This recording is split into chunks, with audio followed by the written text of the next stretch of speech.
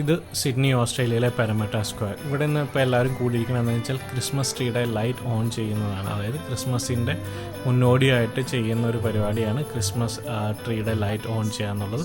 അത് ഒട്ടുമിക്ക രാജ്യങ്ങളിലും ചെയ്യുന്ന ഒരു ഫംഗ്ഷൻ കൂടിയാണത്. 8, 7, 6, 5, 4, 3, 2, 1.